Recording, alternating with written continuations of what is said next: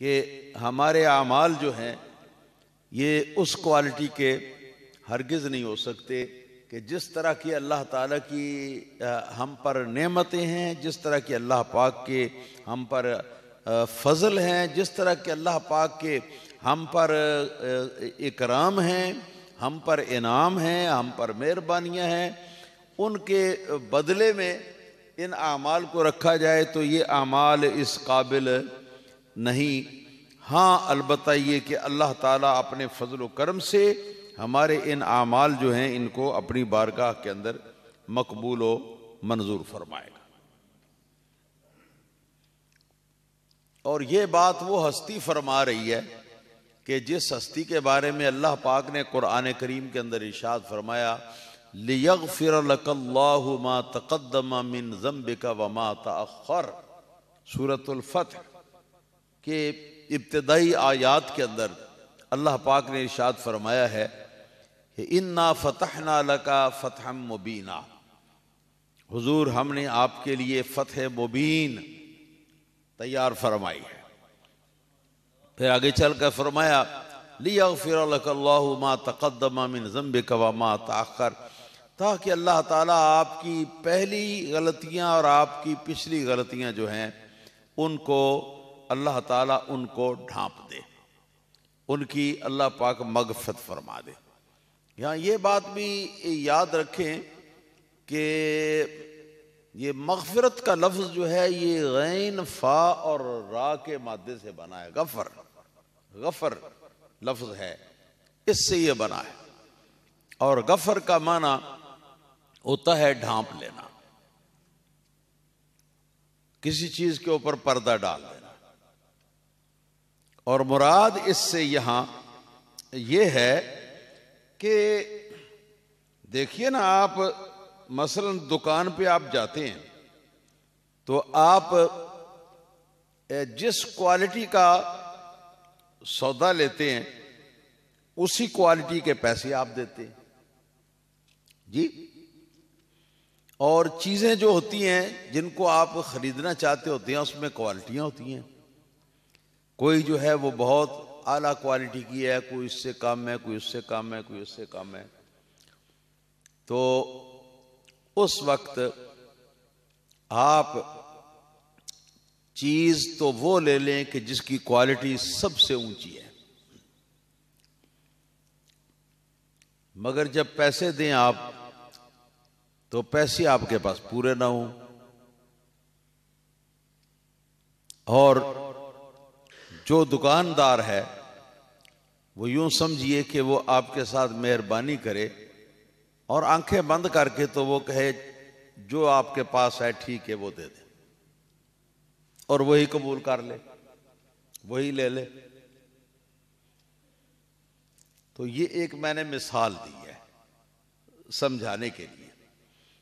अब यह है कि जिस कदर अल्लाह पाक के इनामात व इकरामात हैं और जिस तरह की अल्लाह पाक की मेहरबानियां हैं, तो ये मेहरबानियां जो हैं इनकी कीमत तो हम अदा ही नहीं कर सकते।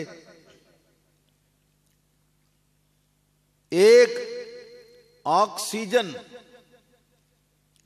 का थोड़ा सा वो हिस्सा कि जिसको हम अंदर खींच के ले जाते हैं सांस के लिए, फिर उसको बाहर निकालते, ये ही अगर हमें ना मिले तो हमारी तो जिंदगी खत्म। हम क्या अल्लाह ताला का शुक्र अदा करेंगे और क्या अल्लाह ताला की हम इबादत करेंगे, किस तरह करेंगे, उसके नेमतों का बदला किस तरह देंगे। सूरज की रोशनी आप देख लें, जो इससे हमारे फवायद है। और वह अला हाज़ल क़ियास, इसी तरह एक शख्स किसी बुजुर्ग के पास हाजिर हुआ और कहने लगा कि हुजूर मैं मुफलिस, कंगाल और मैं नादार हूं, मेरे पास कुछ भी नहीं है, तो मेरी कुछ मदद कर दीजिए। उन्होंने फरमाया कि भाई अपना सिर्फ एक हाथ जो है ना ये काट के मुझे दे दो, ये दे दो मुझे। आप कहते हो ना कि मेरे पास कुछ भी नहीं, मैं बिल्कुल नादार हूं, एक हाथ काट के मुझे दे दो और मुझसे जितने लाख तुम चाहो मुझसे ले लो। उसने कहा हुजूर ये तो नहीं हो सकता कि मैं अपना काम कैसे चलाऊंगा जिंदगी का एक हाथ के साथ, तो मुश्किल हो जाता है। उन्होंने फरमाया अच्छा ये नहीं, तुम्हारे पास दो आंखें, एक आंख निकाल के मुझे दे दो और मुझसे इतने लाख रुपए ले लो। कहने लगा हुजूर ये भी नहीं हो सकता। उन्होंने फरमाया अच्छा फिर एक उंगली काट के दे दो, तो जितने लाख कहती हो उतने मैं तुम्हें दे देता। उसने कहा हुजूर ये भी नहीं हो सकता। तो आपने फरमाया तुम्हें शर्म नहीं आती, अल्लाह ताला की इतने इतने बड़े इनाम और इकराम तेरे ऊपर है और तू कहता है कि मैं बिल्कुल नादार हूं, मेरे पास है ही कुछ नहीं। ये हया नहीं आती, अल्लाह पाक की नेमतों की नाशुक्री कर रहा है तू। सीधा सीधा आके सवाल करके मुझे जरूरत है, मुझे इतने पैसे दे दीजिए या मुझे खाना दे दीजिए या फलां चीज दे दीजिए। ये क्यों कहते हो कि मुझे अल्लाह ने दिया ही कुछ नहीं, मैं मुकम्मल तौर पर नादार हूं। तो मतलब ये है कि ये अल्लाह पाक की जो नेमतें हमारे पास, जिस अंदाज से अल्लाह पाक की नेमतें हमारे पास से आई हैं जी, तो उस अंदाज से और उस मेयार पर हम अल्लाह पाक की नेमतों का मुआवजा इबादत की शक्ल के अंदर हम दे नहीं सकते। कोशिश करें फिर भी नहीं दे सकते। अगर सारी रात एक पांव पर खड़े होकर अल्लाह की इबादत करते रहें सारी जिंदगी, फिर भी अल्लाह ताला का हक अदा नहीं हो सकता।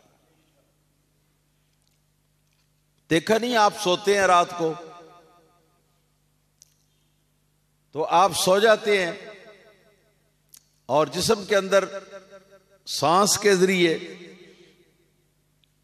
मशीनरी चलती रहती है।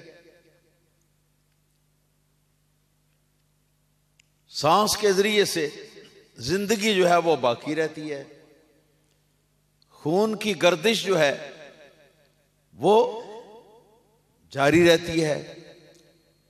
दिल की धड़कन के जो एक एक ज़रब के जरिए से वो खून को पंप करता है वो चलती रहती है और आप सोते रहते हैं।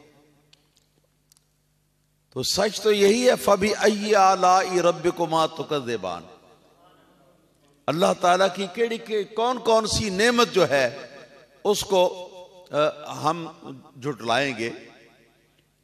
हम तो नहीं अल्लाह ताला की किसी नेमत का बदला, हम ना काबिल हैं इसके और ना दे सकते हैं।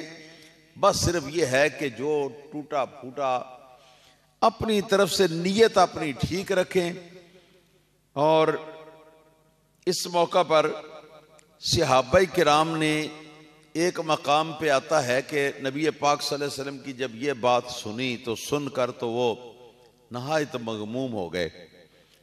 तो मगमूम होकर वो कहने लगे कि फिर हुजूर हमारे पास तो कोई सूरत नहीं है कि हम अल्लाह ताला का हक अदा कर सके, तो फिर या अल्लाह पाक, फिर या हुजूर ये क्या होगा, कैसे होगा, क्या करें।